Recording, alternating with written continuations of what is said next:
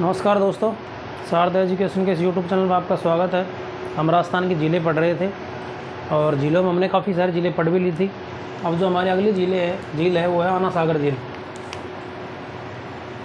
आना सागर झील जो है वो अजमेर के अंतर्गत है और इसका जो निर्माण है वो अणोराज आना जी ने करवाया था 1137 ईस्वी में।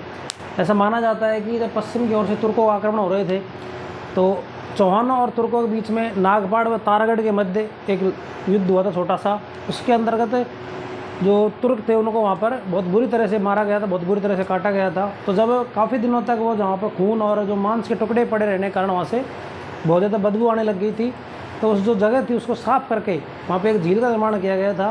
उस रक्त संरंजित धरती को साफ़ करके एक झील बनाई गई, उसका नाम था आना सागर।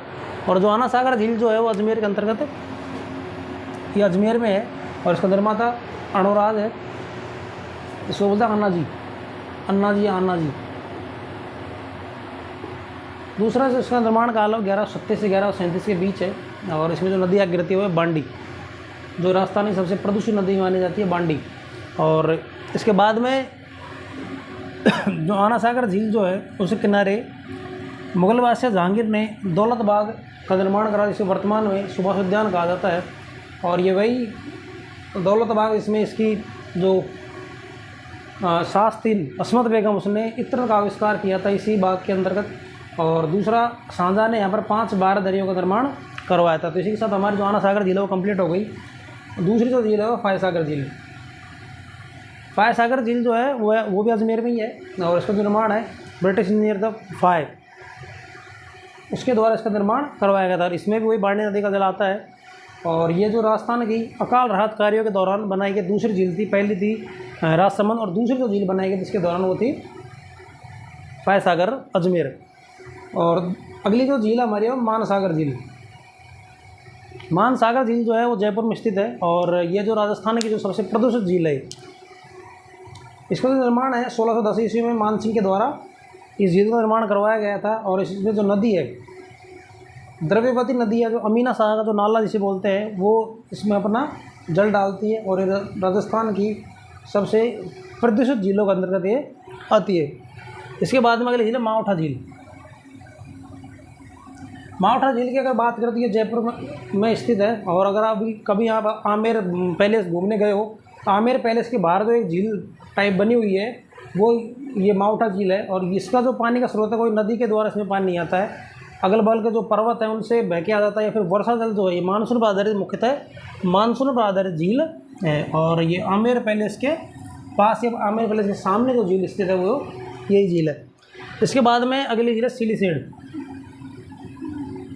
सिलीसेड जो है सरिस्का के अंतर्गत जो अलवर में ये झील आती है। और इस झील को घूमने के लिए स्थानीय पर्यटन और ये मत्स्य पालन के लिए सबसे ज़्यादा प्रसिद्ध है। इस झील का जो निर्माण है वो बीकानेर महाराजा विनय सिंह अपनी रानी शीला देवी के लिए इसका निर्माण करवाया था। और इस झील का जो उपनाम है वह राजस्थान का नंदनकानन, इस झील को राजस्थान का नंदनकानन भी कहा जाता है। इसके बाद में जो अगली झील है वह कोलायत झील। कोलायत झील है कपिल सागर और इसका जो निर्माण है वो कपिल मुनि ने करवाया था। और ये झील जो है बीकानेर में, कोलायत झील बीकानेर में, और जिसका निर्माण है जो कपिल मुनि ने करवाया था। पुष्कर की तरह यहाँ पर भी 52 घाट है। पुष्कर जैसे पुष्कर में 52 घाट थे, यहाँ पर भी 52 घाट है। दूसरा यहाँ का भी दीपदान प्रसिद्ध है। कार्तिक पूर्णिमा के दिन यहाँ पर भी दीपदान किया जाता है। तो यहाँ का भी कार्तिक पूर्णिमा के दिन इस झील के किनारे मेले का भी आयोजन होता है और इस झील का तो कार्तिक पूर्णिमा के दिन दीपदान भी प्रसिद्ध है।